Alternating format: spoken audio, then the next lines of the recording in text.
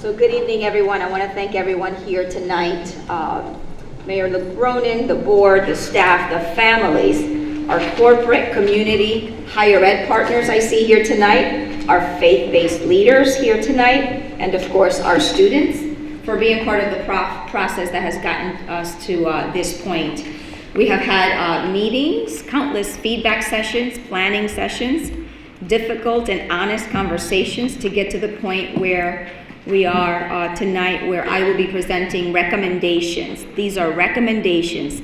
Decisions have not been made. Those decisions rest with the board. Tonight is about recommendations.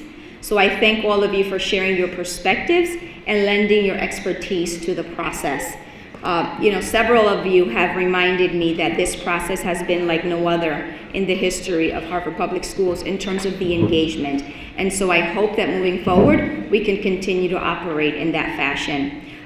This process has been centered around encouraging voice, fostering leadership, and building our future together. And we are changing the way that we do business in this district.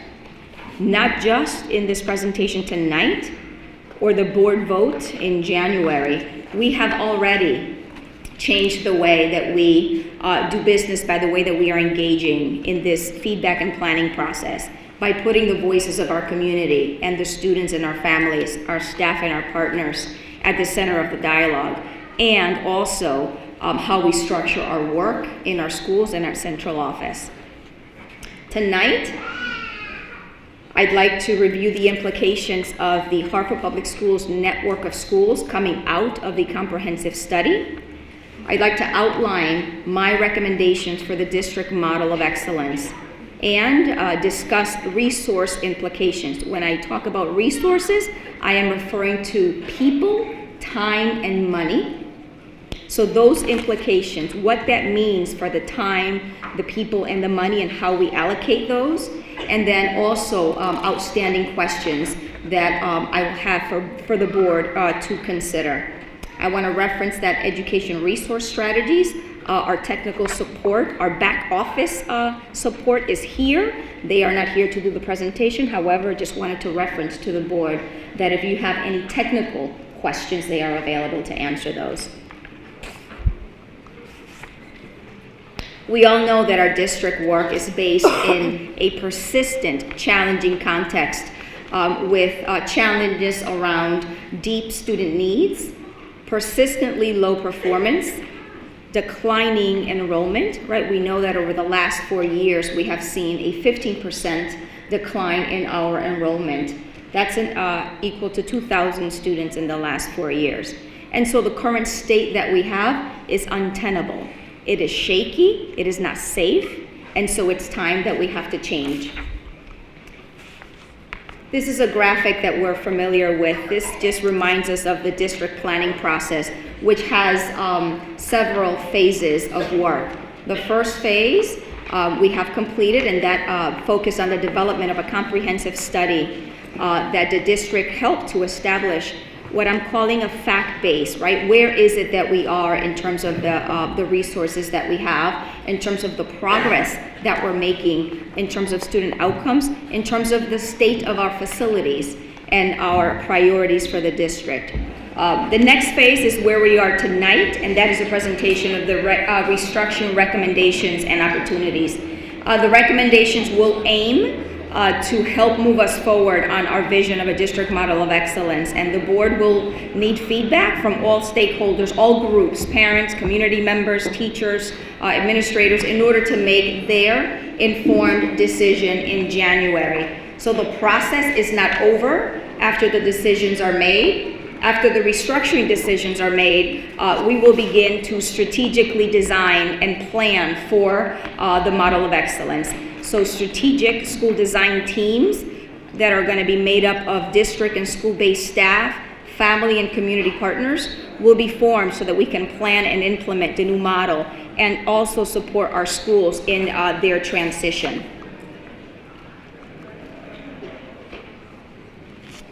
In November, I presented the District Reimagined, which really summarized what we heard from the community and established the universal practices and opportunities that we expect for every school and for every student. We know that great schools and in great schools, students are supported in terms of their needs, in terms of their strengths. We know that schools are the stabilizing forces in neighborhoods.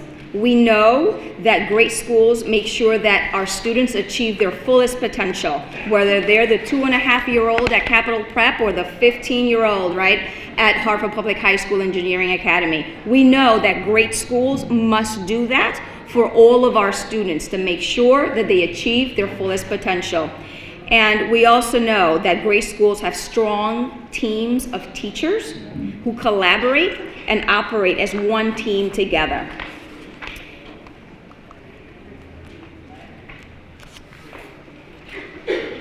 These are the guiding principles defined by our community, right? Great teaching and learning in every school. All schools having the resources, the staff, the district support that they need so that we can invest in the essentials and support all of our learners. Safe and equitable access to great schools and also pathways. We heard that over and over again from our families. They felt that particularly in our neighborhood schools, there wasn't a clear pathway from elementary to high school. And so we have to ensure that, yes, we have welcoming learning environments, that we also have clear and logical pathways, that access is equitable in all of our schools, neighborhood or magnets, and that we implement our restructuring decisions so that students in the greatest need schools have priority access to high quality seats, and that we can have strategic levels of enrollment across our schools. We also heard and we're prioritizing around expanded family and community partnerships, knowing that we have to leverage, that we have to take advantage, right, of the partners and the resources so that they can help us actualize on our commitment to our students. So we need our partners. Families, you are our partners. Community-based organizations, you too are our partners. And so we need you to co-create the learning plans and the opportunities for our students.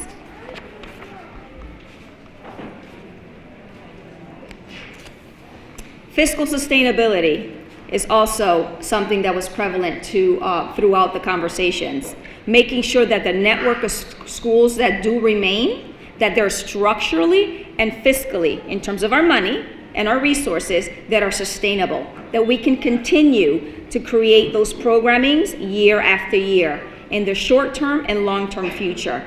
So we have to right-size the district and have an infrastructure, the way that we design our schools and structure them in a way that is responsible, and that we're able to utilize the resources available also in a responsible way. Based on what I heard from the community, these are our non-negotiables. At the elementary level, we have to make sure that at the very early grades that students have access to intense literacy and numeracy. We need our students, all of them, to read, write, listen, speak, think, and lead. At the middle levels, we need to ensure that our young adolescents experience developmentally appropriate, challenging, empowering, relevant learning that motivates and inspires who they are at that stage of their development. And at the high school level, making sure that we expand college and career development opportunities. This is something that I heard over and over again from our students. They weren't asking for additional technology. They weren't asking for the latest gadgets. They were asking me, superintendent, make sure that we have our guidance counselors, make sure that in this process we have additional access to AP courses, dual enrollment courses, so that we can compete with what's happening in other districts throughout the region from our students. In terms of our practices, we have non-negotiables, and that is to redesign our schools so that they can serve as community schools and hubs for their communities. So we do have a vast number of resources, partners, and families, and we know that our students need support in and beyond the school day.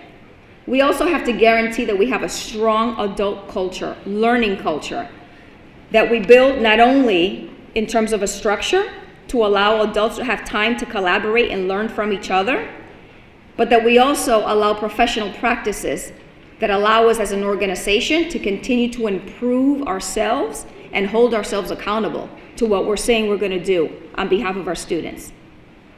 We need a network of partnerships that ensures that all partnerships support the needs of our students and our schools.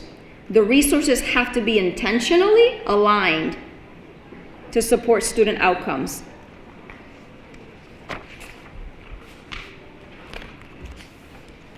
We need a district designed so that everything feels, sounds, and acts in a coherent and logical way, which is why we need those pathways and grade configurations, as well as program progression so that our families and students are informed and they can plan ahead.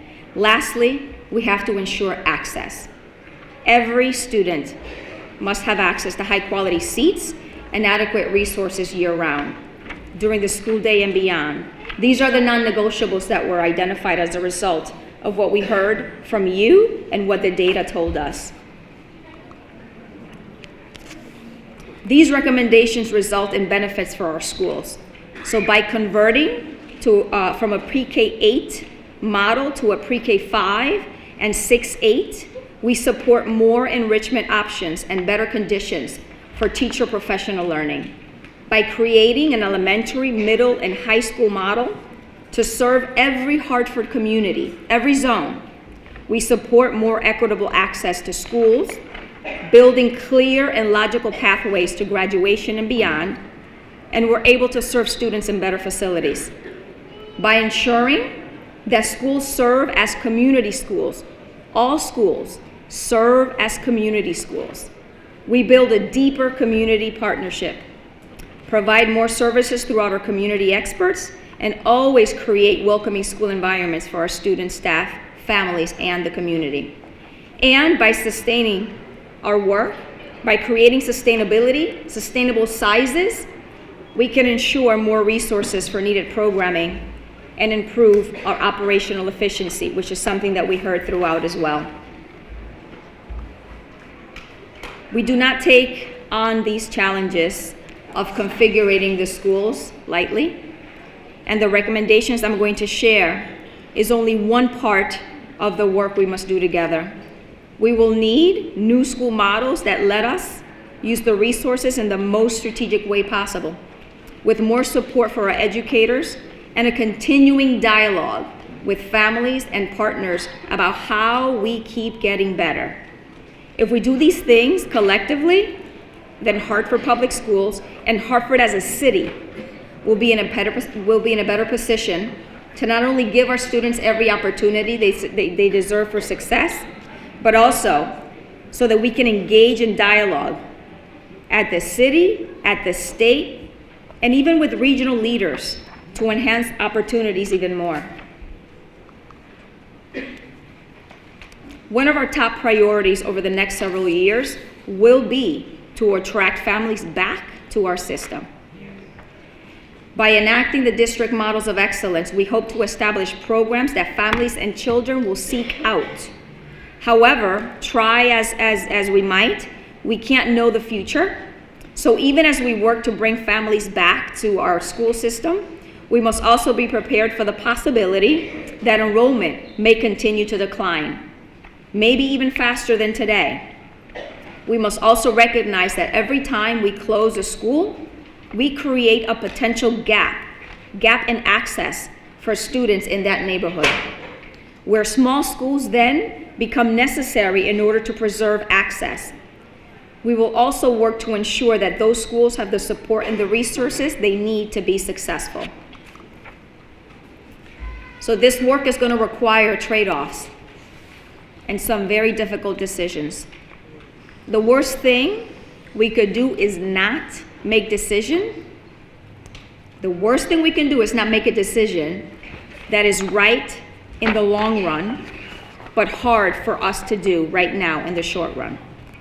Some of this is going to be hard, but I'm confident that with my recommendations, if implemented, it will put us on a healthier path for our students to succeed. So in that light, and under this proposal, nearly 80% of our current students will have the option to remain in their current schools. asking more than 4,000 students to move to new schools is no small thing. So my recommendation is designed to make that transition as easy as possible. We are keeping students in the forefront of our minds during this rollout process. 100% of the displaced students have the option to move to a different school with their full cohort. 96% of displaced students are moving to improve the quality of their facilities and vacate our most run-down facilities. 72% of displaced students are guaranteed seats in other schools in their zone.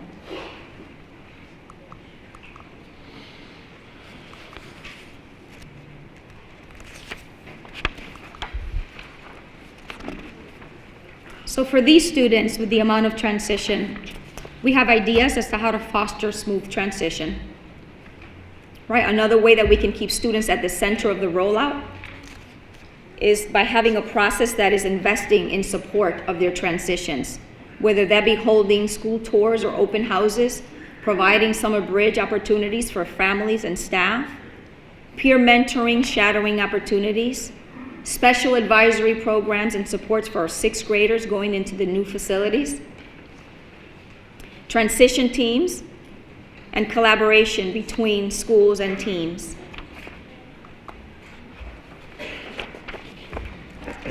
So now I'd like to review my recommendations for the model of excellence, and we're going to start by talking about neighborhood schools first, focusing on our middle grades and elementary grades, then the high schools, and then I'd like to talk about magnet schools.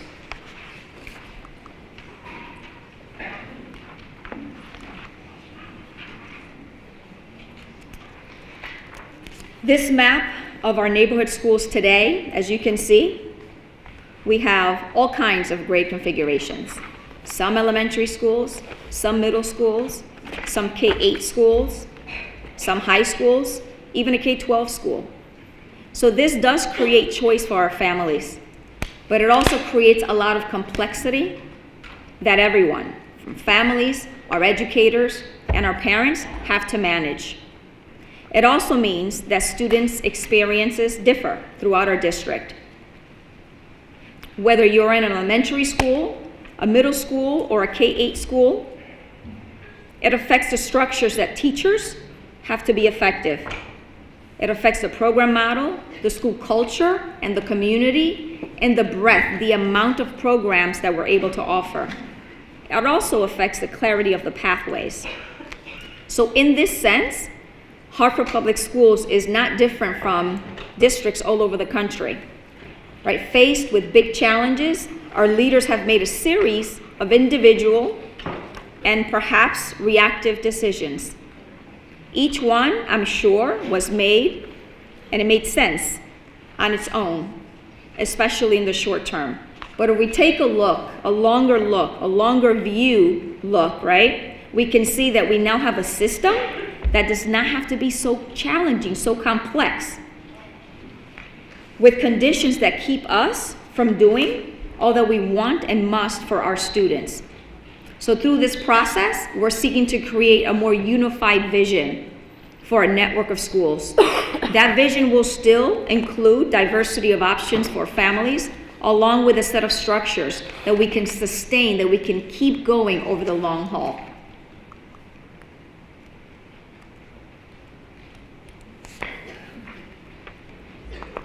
This map shows neighborhood schools where our 6th, 7th, and 8th graders attend. As you can see, most of our middle grade students attend K-8 schools now. But because many families seek alternatives in middle schools when they leave, when their students finish 5th grade, our middle grades are particularly small. We have an average of 44 students per grade across the district. So remember, right, 44 students in a grade is very challenging to staff. It's difficult to have no more than 2 teachers per grade. So think of the middle schooler, right, the 7th grader.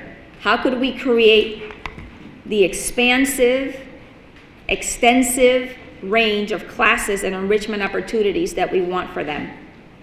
With 2 teachers, you can only cover the bare essentials, not the robust programming that we hope to see and that we know our middle schoolers need. Pre-K-8s that have only 1 to 2 classrooms per grade are difficult for a variety of reasons, especially at the middle school level. One thing I heard loud and clear in the community conversations was the desire to support rigorous instruction for all students. I kept hearing, superintendent, make sure, it doesn't matter how we end up, high quality, rigorous instruction for all of our students is what we heard. And so in a small school, students lack access to more diverse electives and enrichment opportunities. Teachers have less opportunity to collaborate and less flexibility to provide more intense support for students who are struggling. And we know that these are all things that must happen in order to support rigorous instruction. In an elementary middle school model, we can offer a wider range of course offerings with more flexibility for teachers to learn, grow, and personalize instruction for our students. More after-school activities can also be offered, and we hope that we can get our sports team to see a boost from large enrollment and larger talent pool. So with this transition to larger schools, we plan to design them so that every student is still known deeply by their adults in the building, working through advisory groups, homerooms, or family models.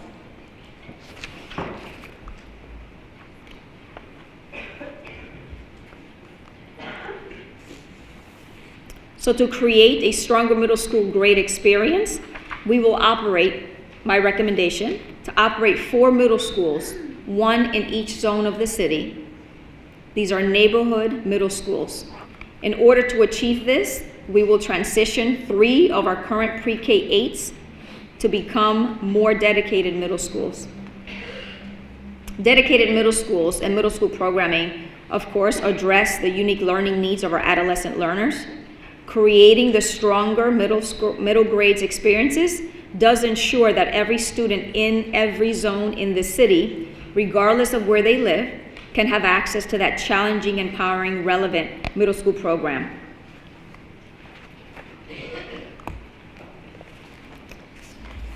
To support our younger students, we will expand our pre-K-5 model to all zones as well. This has specific benefits also. Grade sizes will increase, which will help create larger teacher teams for collaboration. While school sizes will not change dramatically, the new elementary school model can create a more age-appropriate environment for our youngest learners, while of course the middle school model will get the unique supports that they need. I want to also be clear that there are risks here as well. We know that the transition from 5th to 6th grade is important, and it is when many families look outside of our system for alternatives. That is why it is so important that we focus on creating a truly state-of-the-art middle school experience for our students. So I'm going to go back a slide. Did it work? Yes. To the middle school model that is being recommended. Martin Luther King Middle School, McDonough Middle School, Burr, recommended as operating as a middle school, and Milner Middle School,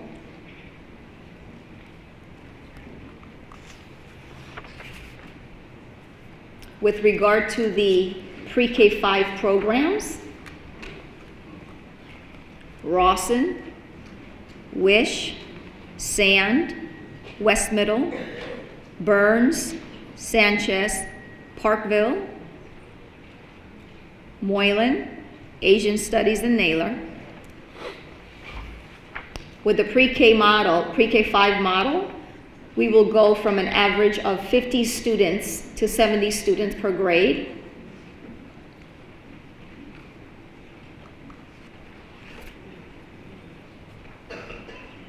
The pre-K-8 model will still play a role in our community, especially as it supports programming that requires specialized continuum of supports For example, a recommendation I am making is for MD Fox to serve as a dual language program, which works best when students stay through from pre-K all the way through grade 8. A dual language program provides literacy and content instruction through 2 languages, thereby fostering bilingualism and biliteracy, enhancing linguistic awareness, building cross-cultural competence, and promoting high levels of academic achievement for all of our students.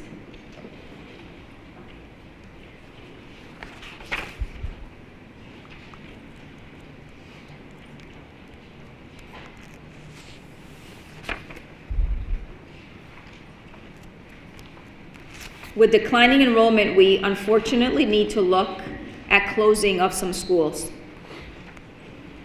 To ensure that we have the right number of kids to make our new elementary and middle school model more effective, we will discontinue 2 of our pre-K 8 programs, Simpson-Waverly in the north and Batchelder in the south. I also recommend to the board that we think through honoring and preserving the names of schools that are going to be recommended for closure. These are definitely hard decisions, but they are important to the health of our system. In making these recommendations, we considered a variety of factors, including preserving neighborhood access to schools and minimizing the number of families affected by change. We will aim to preserve school identity and community. For example, pre-K 5 students currently enrolled at Simpson-Waverly will have guaranteed spots at Wish Museum and at Sand. So these students will end up in the same neighborhood with many of their peers, and they will feed to the same middle school. Batchelder students will be guaranteed spots at Moylan, McDonough, and Connelly, also feeding to the same middle school.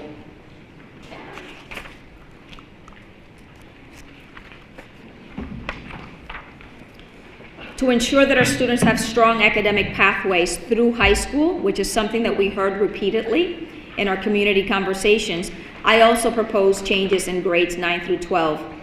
Today, most of our students attend 1 of 4 high schools. While we do have journalism and media in the north, it simply doesn't have enough capacity to support all of our students in that neighborhood. So as a result, most high school age students have to travel across the city to attend Hartford Public High School or Buckley. That, of course, has transportation cost implications. It also means that our students have to get up earlier, right, and spend more time on a bus, which is certainly not what we want for students at this critical time. So in our model of excellence, we will make sure that we'll have a few changes in the high school level. We know that students from Journalism and Media Academy and High School Link will come together for the New Weaver High School. As a result, we will have 3 neighborhood high schools spread across the city. This means families don't need to decide between getting their children to school or having to start their workday in a different way. This configuration will have 3 strategically sized high schools with access for students in each neighborhood and a natural feeder pattern from neighborhood to elementary and middle schools. Just want to highlight what the feeder pattern would be. The feeder patterns will allow us to begin designing new academic pathways for students to follow from pre-K through 12th. It ensures consistency of experience for all of our students, regardless of the neighborhood school they attend. With that said, I know that families are not limited to these pathways. They still have the options that are available through our choice process. But as you can see here, we will have a clearly delineated pathways. For example, students at Rawson and West Middle have a feeder pattern to MLK and an ideal feeder pattern to Weaver. At the South, students at Burns, Moylan, Parkville, Sanchez feed into McDonough, and of course then to the high schools.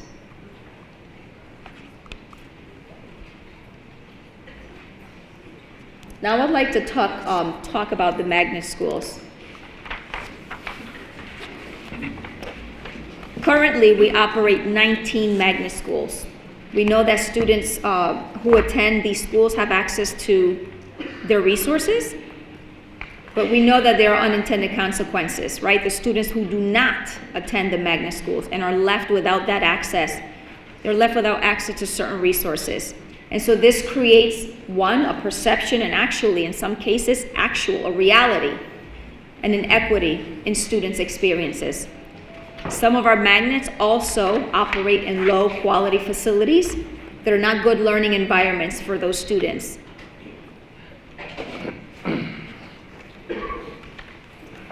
In the model of excellence, a recommendation would be to co-locate several magnets in existing buildings that currently are in our neighborhood schools.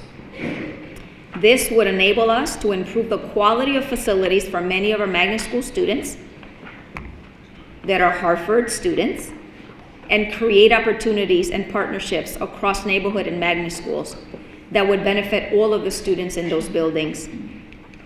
This can be considered a positive step, but it's only one way, one step in our journey.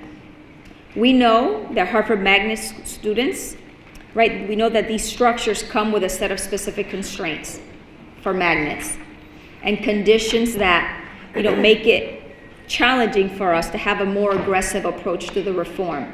We know that they are chef mandates.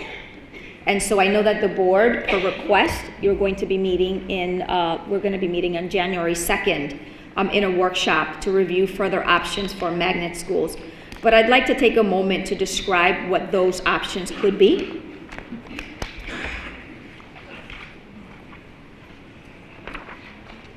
Actually, I'm going to go back and just look at the visual one more time so that I can speak to the proposed co-location. We know Kinsella and Weaver as a co-location, Breakthrough 2 and Martin Luther King Middle School, proposal for Global as a K-8 to co-locate with Hartford Pre-K Magnet, Burns to co-locate with Hartford Pre-K Magnet offering in the South, and Betances STEM to co-locate with Burr Middle School.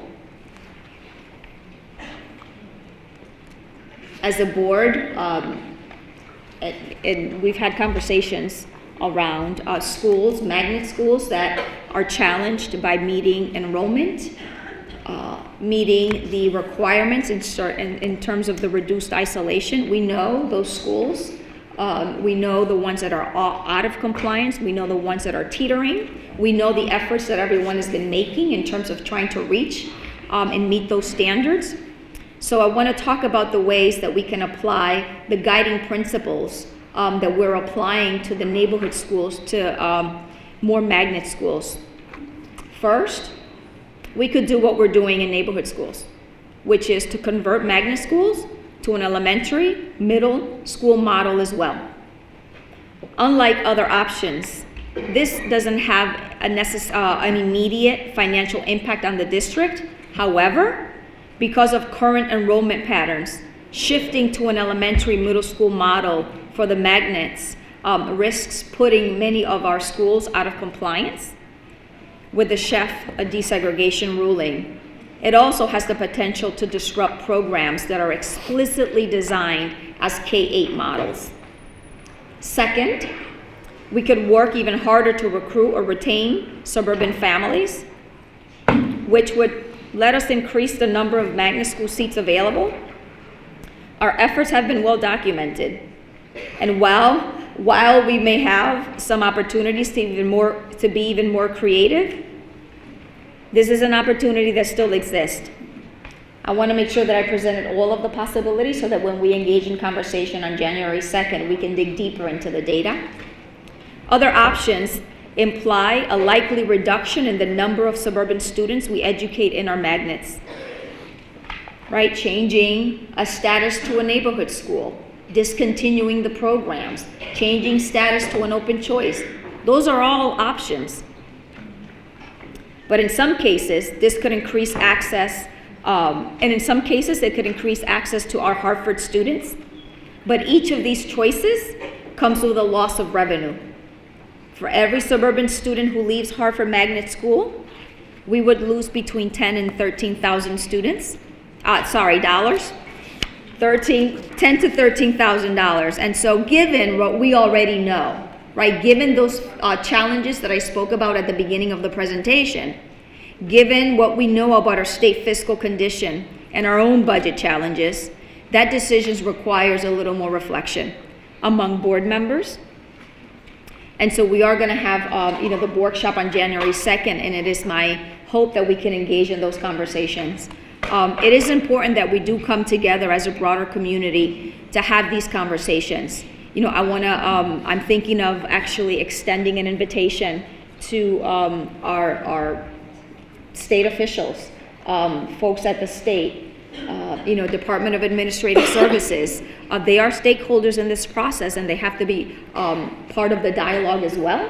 And so I look forward to further conversation with you prior to January 2nd as to the possibility of having them also at the table to engage in the difficult dialogue. It certainly should not be a dialogue just that Hartford Public Schools, that you as a board have to engage in alone, because it requires that we look at it from multiple angles as well.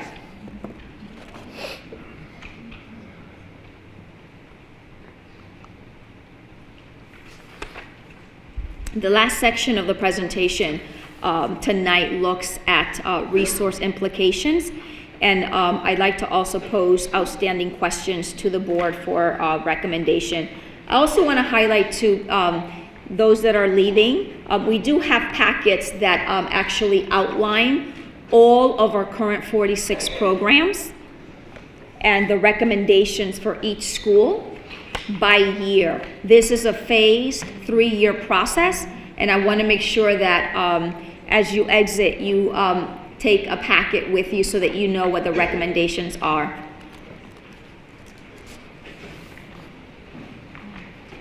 So with regard to the impact, taken together, this is what our school portfolio would look like, right? So our footprint throughout the city could look very, very different, while setting us up for improved student outcomes.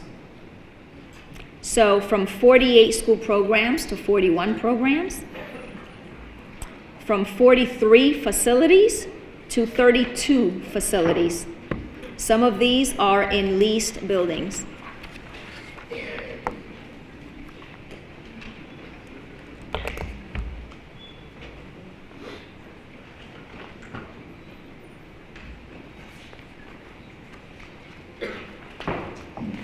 So what could Hartford Public Hartford Public Schools look like in 2020? There are only a few benefits these are only a few of the benefits that we may be able to accomplish. I just wanted to lift these for us tonight. Clearly pathways from pre-K to 12 in all of the neighborhoods. Facilities quality. 1,400 more students would be in our highest quality facility, rated 1 and 2. We will have no seats in our lowest rated facilities that are rated as a level 5. Access to resources. 5 campuses with co-located magnets and neighborhood schools. Middle grades. That means conditions for stronger grade 6th through 8th experience, including transitions that support strategically sized grades. Again, the number of schools. Reduce the number of schools to be more in line with our peer districts. Utilization. 70% of the students will be in schools with 85% use. We have some schools now that operate below 50% use. And a potential $15 million in resources that would be available for investment in our students.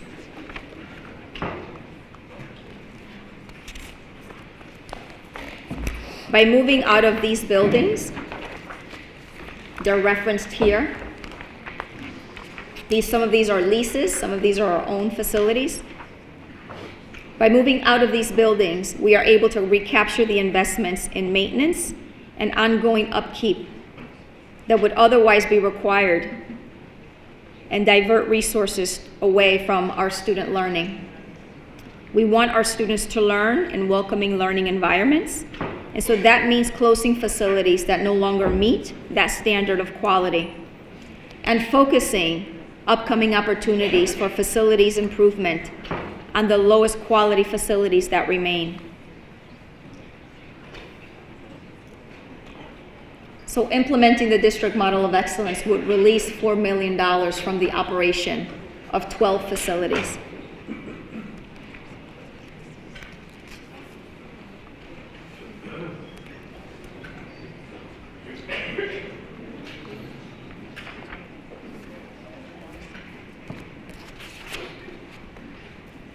Another way the model would free up resources by releasing us from the inefficiencies is when we look at staffing. $11 million from staffing that would be reallocated towards higher impact assignments of staff for our students.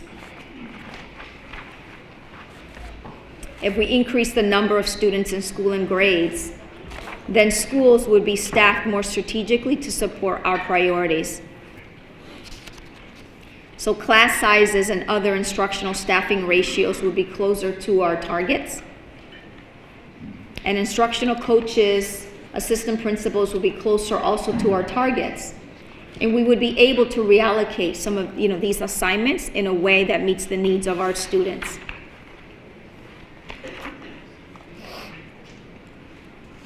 Combined, $15 million at the end of this process would support high priority investments in our students. These are some examples of investments. We know that Hartford Public Schools has been facing significant financial constraints for many years. So the opportunity to free up this amount of money from overhead, operations, fixed costs, so that we can invest in high impact activities is critical to improving outcomes for our students. So again, I want to speak about some examples in terms of investments.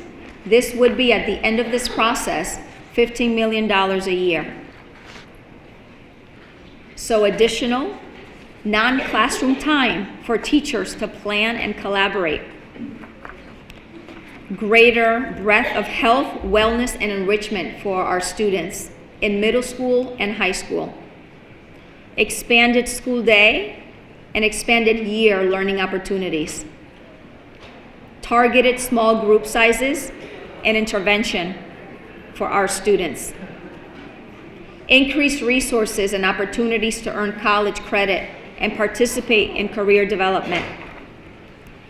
And advisory time for our students to support social and emotional learning.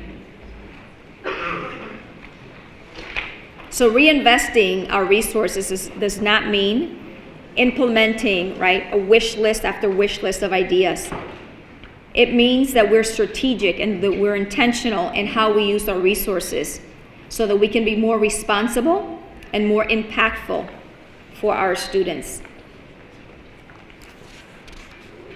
So these recommendations result in benefits for all of our students.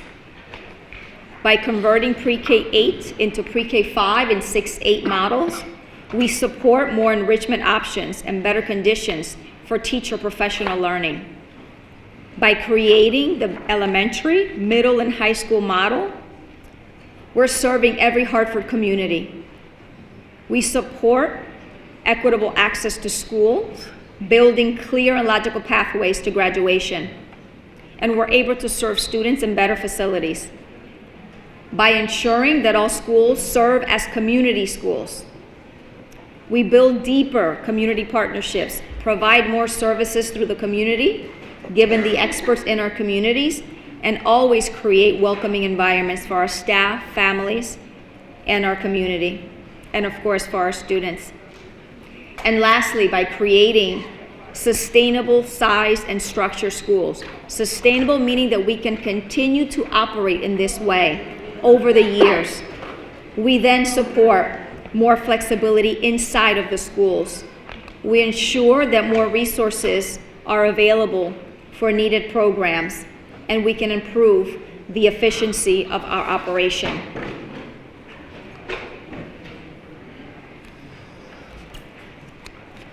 The biggest reconfiguration changes would take place over the next 3 years.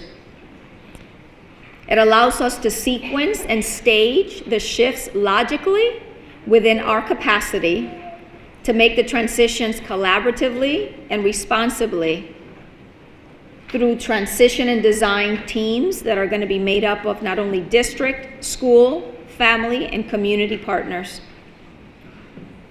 So remember that on your way out, you can get the packet, which includes a description of these proposed recommendations for each school over the next 3 years. I want to also clarify that there's a definition for school closure, reconfiguration, relocation. All of those details are in the packet, but just to kind of give a glance at recommendations for next year. Breakthrough North will reconfigure in their grade. Rosslyn has a reconfiguration. MLK reconfigures and relocates to create an opportunity for the construction to begin. High School Link relocates. Montessori relocates. Batchelder closes. Simpson Waverly closes.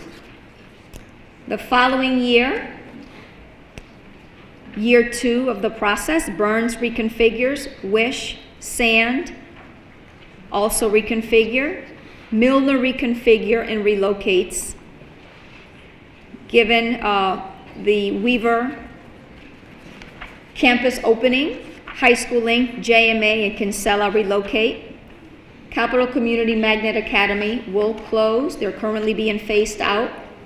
Culinary will close. And the Milner Middle School will open. It is a recommendation that the Journalism and Media Academy building now will be renamed as Milner Middle School. I do also recommend that other considerations be made to honor the legacies of others that may end up closing. In the last year, June 2020, Asian Studies reconfigures. Burr School will reconfigure to the middle school. Global will reconfigure to a pre-K 8. Naylor reconfigures. West Middle reconfigures, both of to pre-K 5. Betances STEM, as I referenced earlier, can relocate to share the campus with Burr Middle.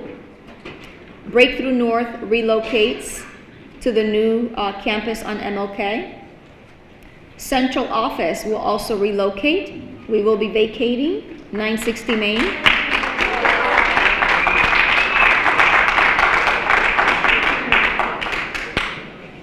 Pre-K Magnet relocates, Renzulli relocates, and MD Fox will begin offering a dual language program. Where are those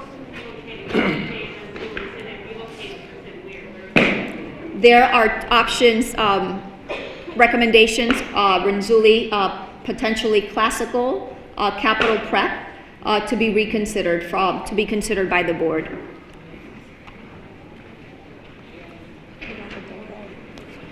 Say again?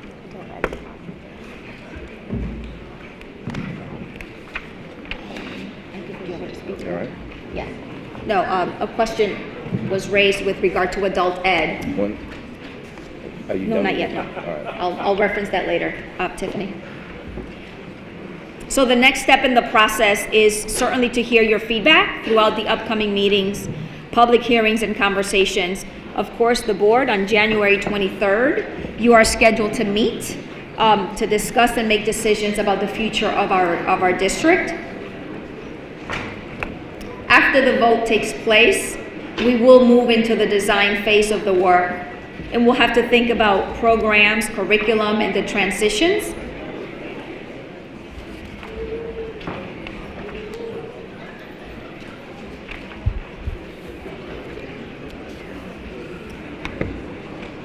So I'm going to near the end of the presentation, but I want to go back to what I started initially around the fact that it is my goal that we walk away with a culture of high expectations in everything that we do. And so we have to create a district culture in which everyone has a sense of belonging, that we all have a sense of ownership, and that we all feel like leaders in this process.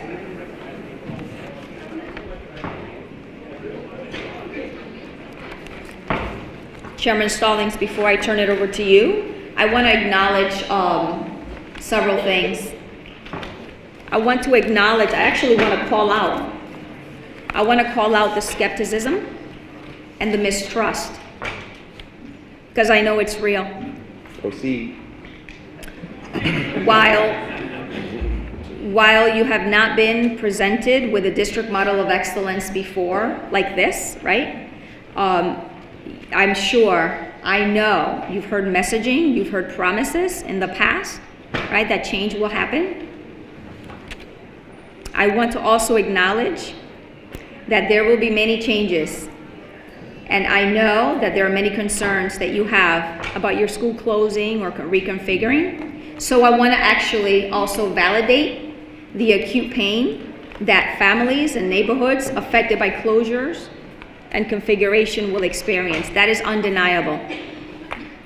Losing your child's school can feel like a loss of family, loss of comfort, loss of familiarity, friendship, supports, loss of the psychological safety, the security of your child. So I want to acknowledge that. You know, these are feelings that I myself reflect on, because I also experienced, right, when my mother and my brother had to leave unexpectedly, right? We had to leave our homeland unexpectedly. We had to leave our support network and come to this country, come to this community, this city, this unknown place with this weird thing called the English language. So I know how hard that was. So I will not be proposing changes. I wouldn't be proposing this loss, this difficulty, if I did not believe that it is my responsibility as the superintendent and the responsibility of the leaders of the school system to take a path that will lead to better programs and higher achievement over time. And while I cannot speak for previous leaders and why their change efforts did or didn't sustain, or why they did or didn't work, I can think of reasons why this redesign will be successful.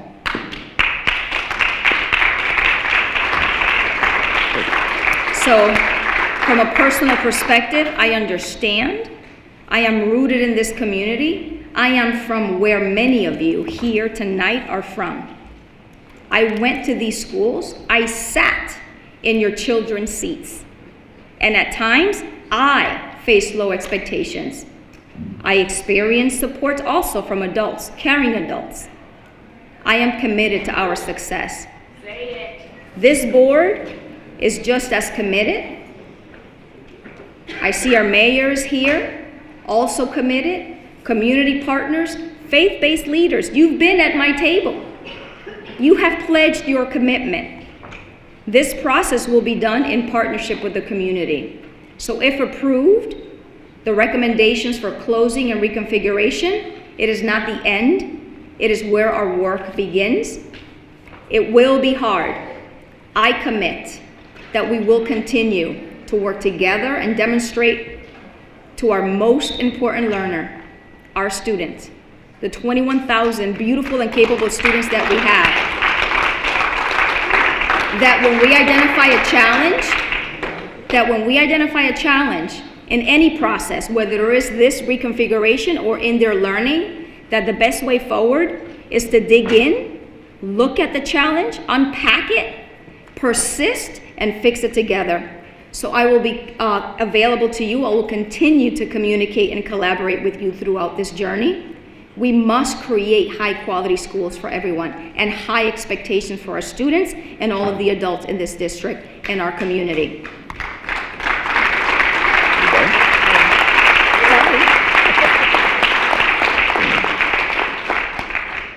Thank you, Madam Superintendent.